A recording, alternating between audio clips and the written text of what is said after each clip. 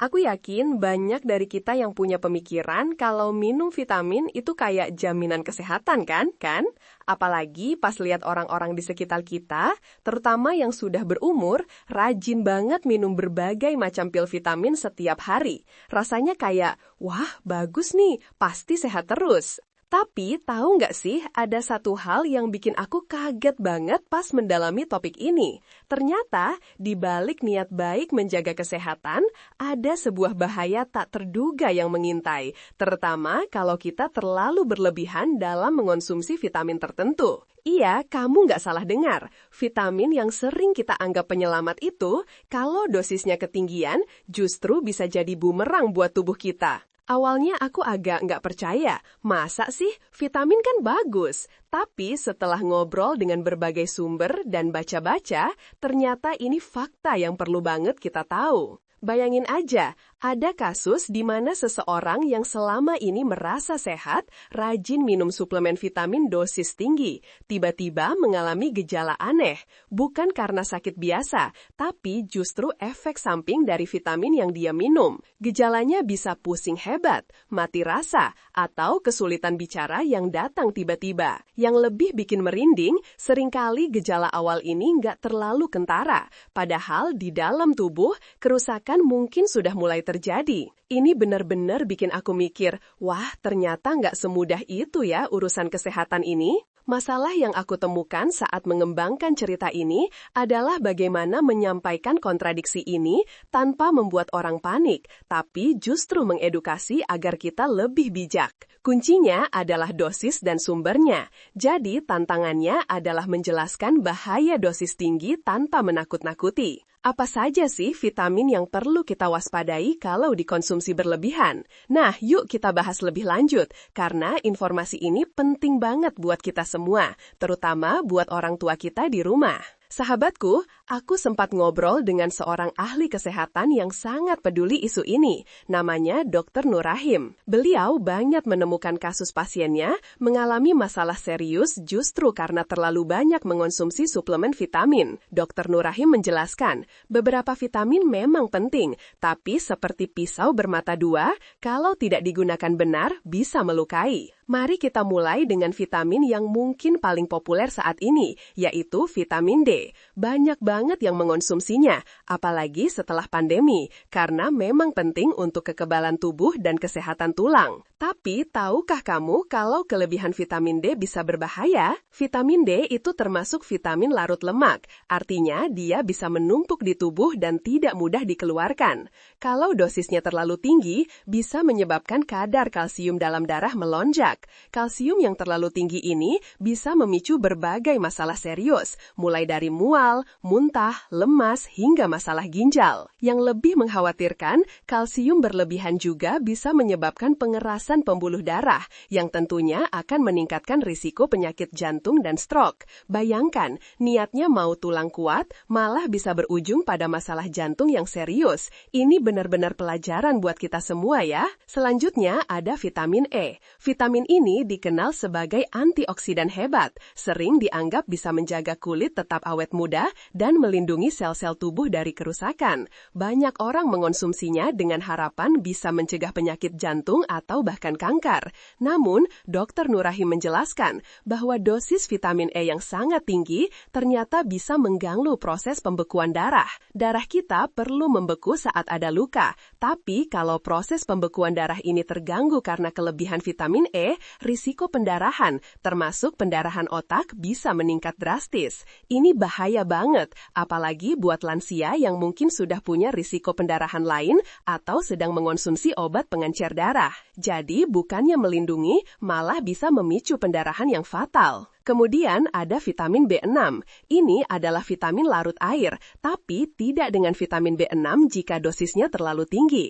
Dr. Nur Rahim menyoroti bahwa asupan vitamin B6 yang sangat berlebihan dalam jangka panjang bisa menyebabkan kerusakan saraf permanen. Gejalanya bisa berupa mati rasa, kesemutan, atau bahkan rasa nyeri seperti ditusuk-tusuk di tangan dan kaki. Kondisi ini sering disebut neuropati perifer. Bisa kamu bayangkan sahabatku Menurutku, bagaimana rasanya kalau tangan atau kakimu terus-menerus kesemutan atau mati rasa? Pasti sangat mengganggu aktivitas sehari-hari kan? Dan yang lebih parah, kerusakan saraf ini kadang bisa jadi permanen. Ini jelas bukan efek yang kita inginkan dari sebuah vitamin yang niatnya untuk menjaga kesehatan. Berikutnya adalah vitamin A. Vitamin ini penting banget untuk penglihatan, kekebalan tubuh, dan kesehatan kulit. Sama seperti vitamin D dan E, vitamin A juga termasuk vitamin larut lemak. Artinya dia bisa menumpuk di tubuh kita. Kelebihan vitamin A, terutama dalam bentuk suplemen dosis tinggi, bisa menyebabkan berbagai gejala seperti pusing, mual, sakit kepala parah, dan bahkan penglihatan kabur.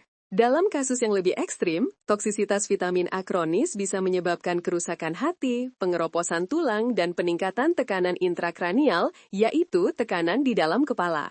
Peningkatan tekanan ini bisa mirip dengan gejala tumor otak dan berpotensi menyebabkan kerusakan otak permanen jika tidak ditangani. Jadi, meskipun baik untuk mata, jangan sampai berlebihan ya teman-teman. Terakhir, ada niacin, atau yang juga dikenal sebagai vitamin B3.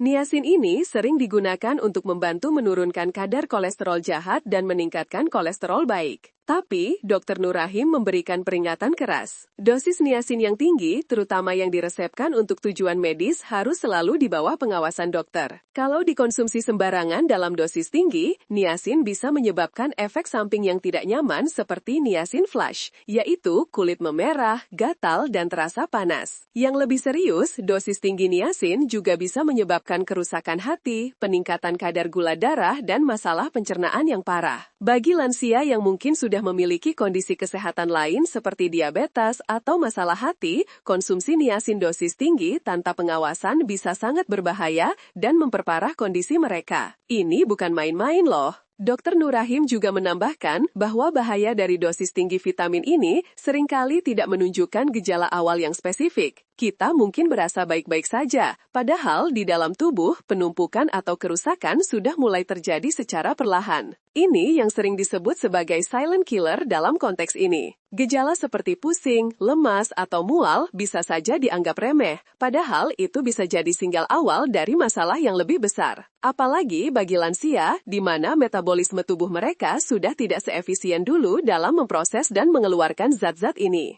Mereka jadi lebih rentan terhadap efek toksisitas vitamin. Ini benar-benar bikin kita harus lebih hati-hati dan gak gampang percaya sama iklan suplemen yang menjanjikan segalanya ya. Nah, setelah tahu fakta-fakta yang cukup bikin kita geleng-geleng kepala ini, mungkin kamu bertanya-tanya, terus gimana dong? Apa kita nggak boleh minum vitamin sama sekali? Tentu saja boleh teman-teman, tapi ada caranya, ada batasnya, dan ada sumber yang jauh lebih baik. Siap-siap, karena solusi dari Dr. Nur Rahim ini akan mengubah pandanganmu tentang kesehatan. Dr. Nur Rahim dengan senyum ramahnya menjelaskan bahwa solusi untuk semua kekhawatiran ini sebenarnya sangat sederhana dan sudah ada di depan mata kita sejak lama. Kunci utamanya adalah kembali ke alam, yaitu dengan mengonsumsi makanan utuh alami. Beliau sangat menekankan bahwa tubuh kita dirancang untuk mendapatkan nutrisi dari makanan, bukan dari pil atau suplemen yang terisolasi. Kenapa makanan utuh lebih baik? Begini teman-teman, saat kita makan buah, sayur, biji-bijian, atau protein alami, kita tidak hanya mendapatkan satu jenis vitamin saja, kita mendapatkan paket lengkap. Ada serat, mineral, antioksidan lain, dan ribuan senyawa bioaktif yang bekerja sama di dalam tubuh kita. Ibaratnya, kalau vitamin dalam pil itu kayak satu pemain bintang, makanan utuh itu kayak tim sepak bola lengkap dengan semua perlengkapannya. Mereka bekerja sama untuk memberikan manfaat maksimal dan diserap tubuh dengan cara yang paling efisien. Dr. Nur Rahim memberikan contoh yang sangat mudah dipahami. Untuk mendapatkan vitamin D secara alami, kita bisa berjemur di bawah sinar matahari pagi. Ditambah makanan seperti ikan berlemak, kuning telur, dan jamur. Dengan cara ini, risiko kelebihan dosis hampir tidak ada, karena tubuh kita punya mekanisme alami untuk mengatur penyerapan. Untuk vitamin E, kita bisa dapatkan dari kacang-kacangan, alpukat, bayam, dan minyak zaitun. Semua makanan ini kaya vitamin E dan nutrisi lain yang baik untuk jantung dan otak tanpa risiko pendarahan. Vitamin B6 banyak ditemukan di daging ayam, ikan, kentang, pisang, dan biji-bijian utuh. Dengan mengonsumsi ragam makanan ini, tubuh kita akan mendapatkan vitamin B6 dalam jumlah seimbang untuk fungsi saraf yang sehat. Sedangkan vitamin A, kita bisa mengandalkan sayuran berdaun hijau gelap dan buah-buahan berwarna orange atau kuning, seperti wortel dan ubi jalar. Makanan-makanan ini kaya beta-karoten, prekursor vitamin A, yang aman.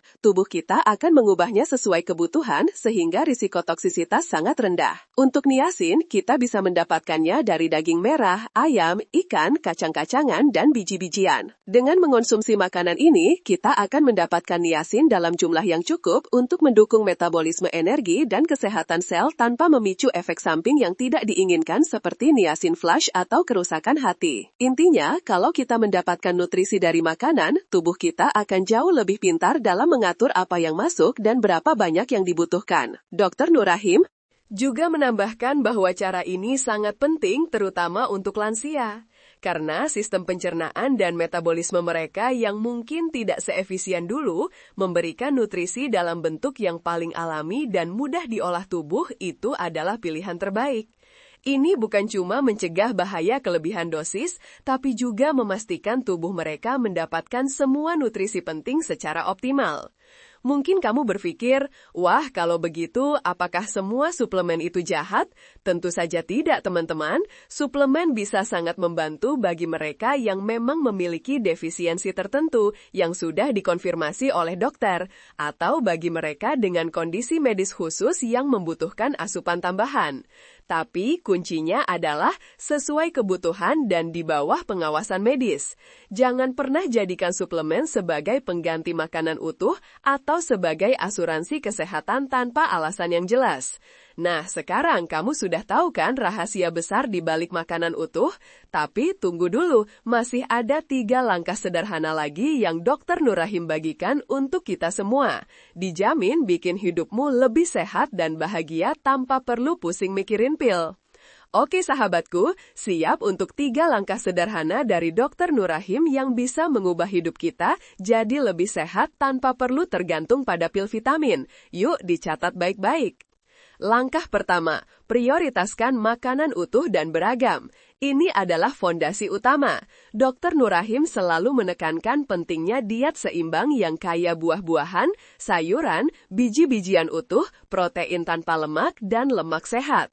Variasikan menu harianmu. Pilihlah buah-buahan dengan berbagai warna dan konsumsi ikan berlemak seperti salmon atau sarden setidaknya 2 kali seminggu untuk omega 3 yang baik bagi otak dan jantung. Pilih biji-bijian utuh seperti nasi merah atau roti gandum. Jangan lupa kacang-kacangan serta biji-bijian sebagai camilan sehat. Dengan pola makan seperti ini, tubuhmu akan mendapatkan semua vitamin, mineral, dan antioksidan yang dibutuhkan secara alami dan seimbang, tanpa risiko kelebihan dosis. Ingat, makanan adalah obat terbaik.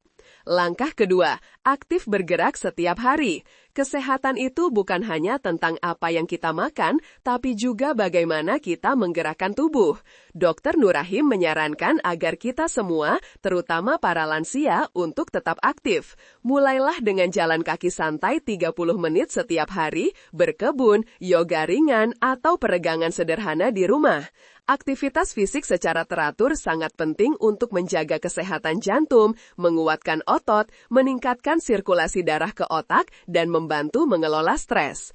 Otak yang aktif dan tubuh yang bugar akan bekerja lebih efisien dalam menyerap nutrisi dan melawan penyakit. Jadi, jangan mager ya. Setiap gerakan kecil itu berarti besar untuk kesehatan jangka panjang kita. Langkah ketiga, cukupi istirahat dan kelola stres dengan baik. Seringkali kita lupa kalau istirahat yang cukup dan manajemen stres yang baik itu sama pentingnya dengan nutrisi dan olahraga.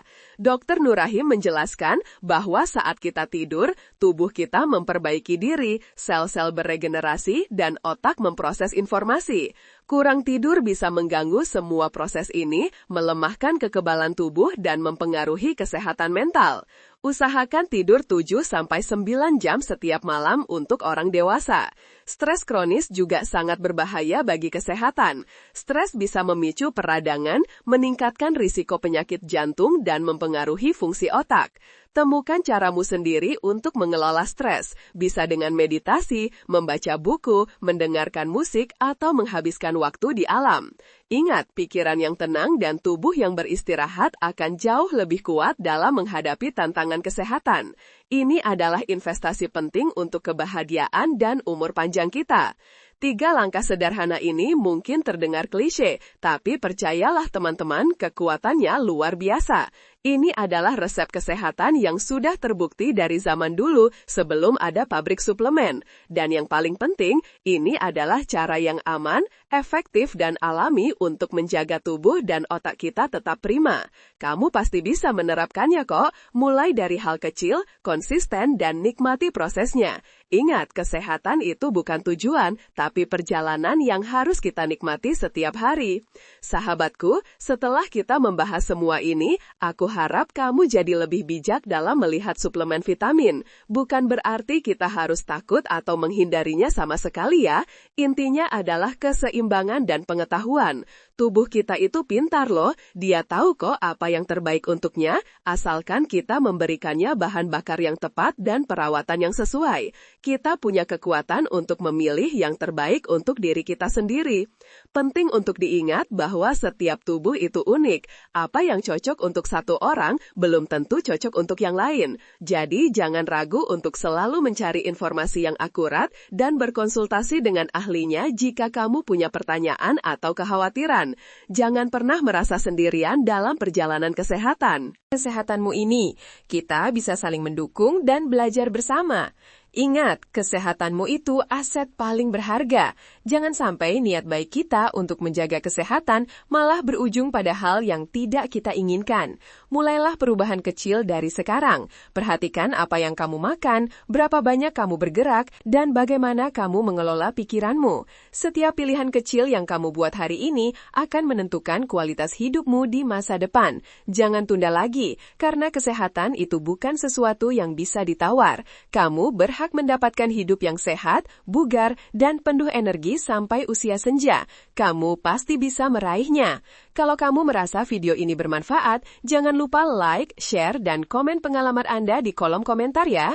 Mari kita sebarkan informasi penting ini ke lebih banyak orang. Dan ingat, konsultasikan dengan tenaga medis jika memiliki kondisi khusus atau sebelum memulai regimen suplemen apapun. Sampai jumpa di video selanjutnya.